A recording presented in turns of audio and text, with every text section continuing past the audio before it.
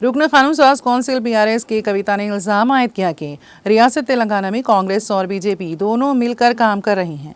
रियासत में अगरचे कि कांग्रेस की हुकूमत है, ताहम बीजेपी का हुकूमत पर कंट्रोल है।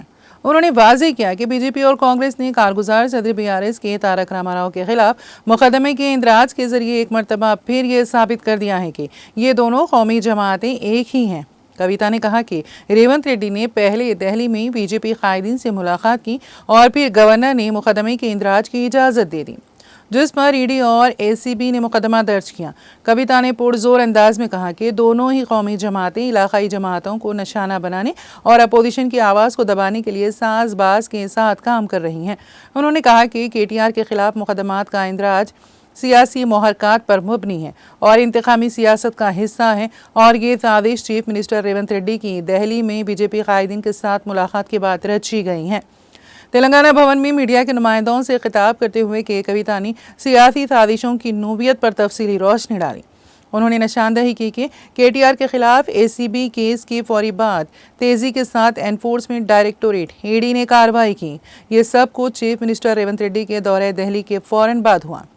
इन तमाम मामलात का तसलसल कांग्रेस और बीजेपी के दरमियान साजबाज को बेनकाब करता है, जिसका मकसद केसीआर जैसे इलाकाई कायदीन को ख़त्म करना है, जो कि आवाम के लिए मुसलसल जदोजहद कर रहे हैं।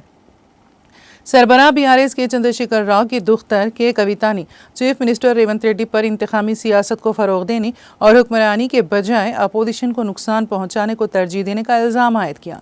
कविता ने इल्ज़ाम आयद किया कि अदाकार अल्लू अर्जुन से मुतालिक तनाज़े को हुकूमत की नाकामियों पर से आवाम की तवज्जो हटाने के लिए जानबूझकर भड़काया जा रहा है।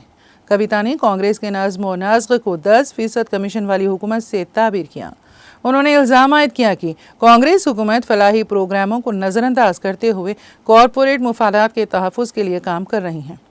बीआरएस लीडर ने मेघा कृष्णा रेड्डी जैसी कंपनियों को हज़ारों करोड़ रुपये बिलों की मंजूरी पर शदीद तनकीद की, जबकि अहम फलाही स्कीमात के लिए फ़ंड्स को रोक दिया गया है।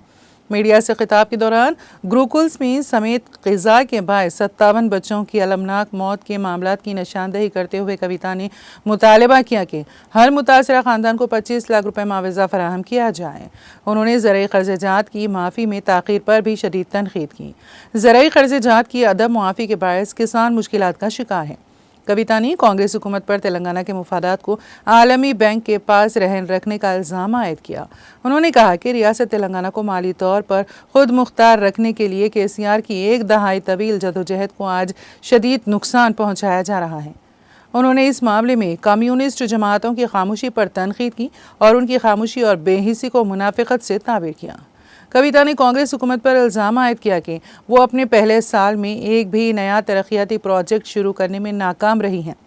उन्होंने निशानदही की कि पालमूरू रंगारेड्डी लिफ्ट इरिगेशन स्कीम जैसे अहम प्रोजेक्ट्स को तरजीह देने के वादों के बावजूद फंड्स की कमी के बायस ये ज़ेर-इल्तिवा और नामुकम्मल हैं।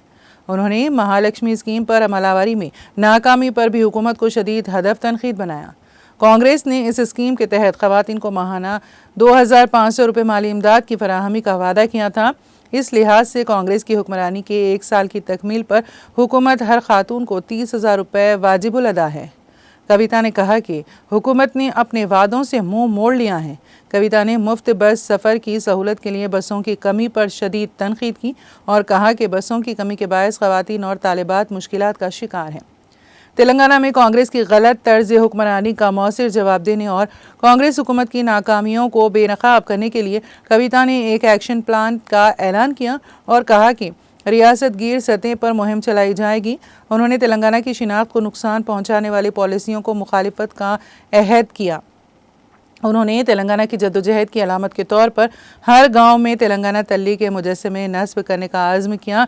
जगतियाल से इंतखाबात में हिस्सा लेने के बारे में सवाल पर के कविता ने रियासत भर में मसाइल की एकसोई के लिए अपने आज़्म का इजहार किया। భారతదేశానికి ప్రధానిగా చేసినటువంటి గొప్ప వ్యక్తి మహనీయుడు సాహితీ ప్రియుడైనటువంటి పివి నరసింహారావు గారు కేవలం ఆయన గాంధీ కుటుంబానికి సంబంధించినటువంటి వ్యక్తి కాదు కాబట్టి ఢిల్లీలో ఇవాళ ఆయనకు ఒక స్మారక స్తూపం కూడా లేదు. అందరు మాజీ ప్రధానులకు స్మారక స్తూపం ఢిల్లీలో ఉంటుంది, కానీ పివి నరసింహారావు గారికి మాత్రం స్మారక స్తూపం కూడా నిర్మించకుండా అదే ఆయన డెవలప్ చేసి ఆయన పెంచి పోషించి 5 ఏళ్ళు సమర్థవంతంగా కాంగ్రెస్ పార్టీ లార్జెస్ట్ పార్టీగా ఉన్న సంకీర్ణ ప్రభుత్వాన్ని నడిపినటువంటి గొప్ప మహనీయుడు పివి నరసింహారావు గారు. కనీసం ఆయనకు ఒక స్మారక స్తూపం కట్టకుండా వారిని కాంగ్రెస్ పార్టీ అవమానించడం, అవసాన దశలో చాలా రకాలుగా కేసులు పెట్టి లీగల్గా ఇష్యూస్ చేసి ఇబ్బంది పెట్టినటువంటి సందర్భంలో కూడా మన తెలంగాణ బిడ్డ మరి అన్ని కేసులను ఎదుర్కొని ఒక మంచి క్లారిటీతోని క్లియరెన్స్ వచ్చిన తర్వాత కేసెస్ చాలా తన ప్రతిష్ట పెరగడం కూడా జరిగింది. సో కాంగ్రెస్ పార్టీ యొక్క వ్యక్తిత్వం నేచర్ ఎట్లాంటిది అన్నది ఒక్క పివి నరసింహారావు గారి ఎపిసోడ్ చూస్తేనే మనకు తెలిసిపోతుంది. కాబట్టి ఈరోజు కేసీఆర్ గారు తెలంగాణ రాష్ట్రం ఏర్పడిన వెంటనే మన బిడ్డను మనం గౌరవించుకోవాలి. తెలంగాణ బిడ్డ ప్రధానమంత్రిగా అయినటువంటి వ్యక్తి వారి గొప్పతనాన్ని ముందు తరాలకు అందించాలి అని చెప్పి వారు మెమోరియల్ని పివి మెమోరియల్ని మనకు నిర్మించడం నెక్లెస్ రోడ్లో, అట్లానే పివి నరసింహారావు గారికి సంబంధించి అనేక కార్యక్రమాలు చేయడం. శత జయంతి సంవత్సరం చేసినప్పుడైతే చాలా గర్వంగా అనిపించింది. ప్రపంచవ్యాప్తంగా మన వాళ్ళందరూ కూడా మనం ఉత్సవాలు చేసుకోవడం జరిగింది. ఆస్ట్రేలియా లాంటి ప్లేస్లో పివి నరసింహారావు గారి విగ్రహాన్ని ప్రతిష్టాపన చేయడం జరిగింది. సో అట్లా ఎంతో గొప్పగా పివి నరసింహారావు గారిని ఆకాశం ఎత్తుకే మనం చూపించుకున్నాము, వారిని కాపాడుకున్నాము. వారి గౌరవాన్ని ఇక ముందు కూడా అలాగే కాపాడుకుంటూ ఇప్పుడున్నటువంటి రాజకీయ నాయకులందరూ కూడా పివి నరసింహారావు గారు స్ఫూర్తిగా నిలుస్తారని చెప్పి నేను భావిస్తూ ఉన్నాను. ఎందుకంటే వారు ఎప్పుడో ఒక మాట చెప్పేవారు, ఎంత డిప్లొమాటిక్ ఉంటే అంత బాగుంటుంది పాలిటిక్స్లో అని.